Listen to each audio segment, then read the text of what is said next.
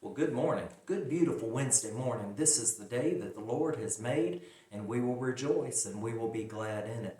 I'm so glad that you've been able to join me this morning for just a few minutes to study 3 verses of God's Word and to think about where we are in the middle of this week and to point our faces toward a Bible-believing church on Sunday where we can go and we can be a blessing as well as be blessed. This Sunday is particularly important to be in church with your mother or your grandmother so that they know that you are coming and that you are there with them in their presence and respecting what they believe. So make it a point to be there with your mother or your grandmother and be with them and to love them. Maybe it's someone who's been like a mother to you all of your life.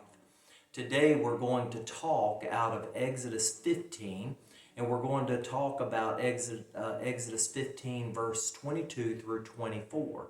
Verses 22 through 24.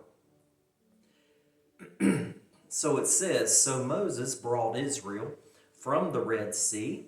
Then they went out into the wilderness of Shur, and they went 3 days in the wilderness and found no water.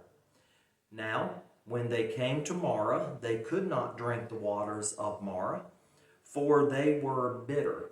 Therefore, the name of it was called Marah. And the people complained against Moses, saying, What shall we drink?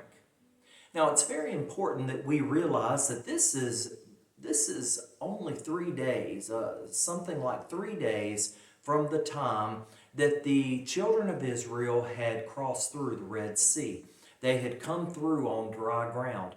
They had seen their enemy washed up on the seashore as the sea had fallen back in upon the Egyptians. They've just finished songs of praise about how God has delivered them.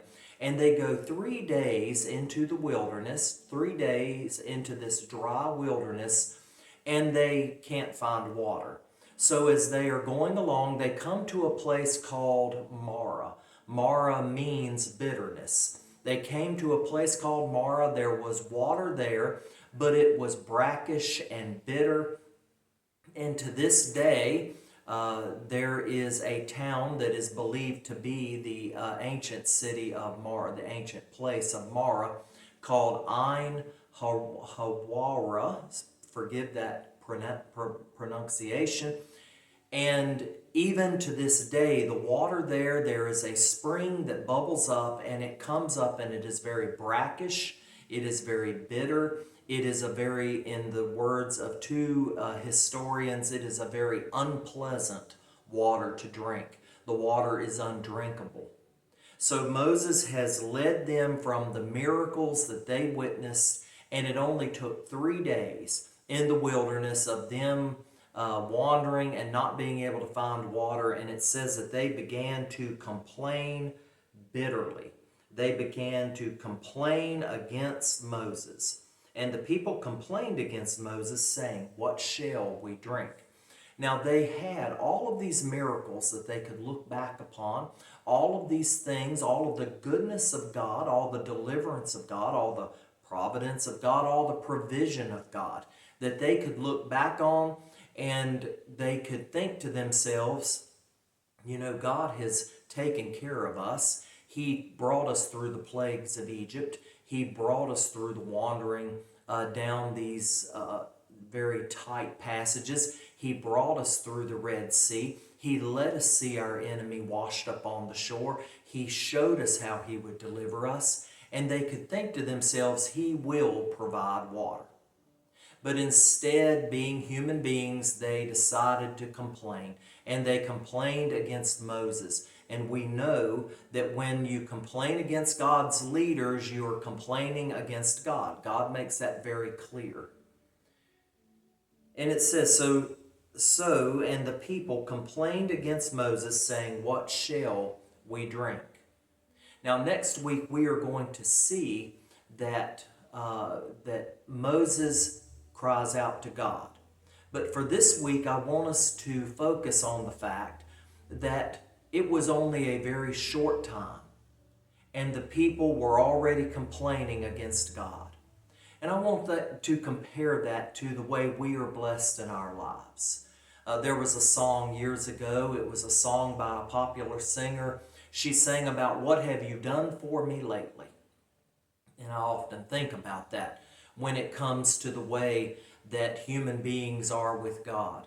Often we could look back and we could see the illnesses that He has brought us through, the difficulties He's brought us through, the way that He has provided for us, the sicknesses that He has cured, the loved ones that He has brought back to us, the families that He has reunited, the jobs He has given, the houses He's provided, the food He's given, the blessings that are just coming at us night and day and night and day. And all we would have to do is look back a very short way and think about, this is how God has blessed me. I am truly blessed and I am ready to move forward. But instead, we often look back, not even a short time, and we say, "Lord, what have you done for me lately?" Really in our hearts, that's what we're saying. And we begin to complain against God. We begin to complain because we find what is around us bitter.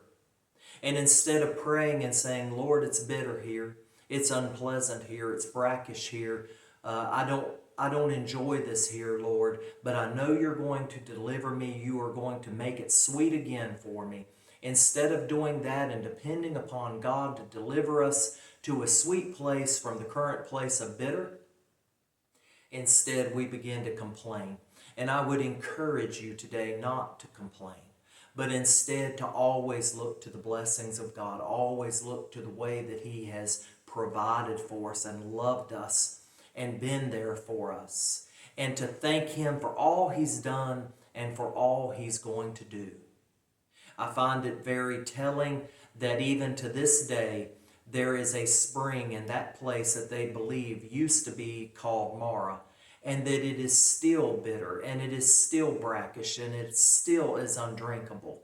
So what God does for the children of Israel did not change the spring. It simply changed the situation. And God is like that with us. When we cry out to Him, He will teach us what He needs to teach us. But He can turn any bitter situation into a sweet situation. We need only to have that faith and to look to Him and to tell Him, "Lord, you've done it for me over and over and over before, and I believe you're going to do it for me again." I want you to be encouraged today. You be encouraged. I pray for you, and I know you pray for me. I pray for this nation. I pray for this world.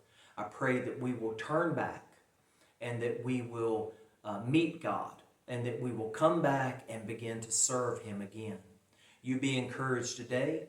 You point your face toward a Bible-believing church on Sunday where you can be with your mother, your grandmother, or a mother-like figure in your life.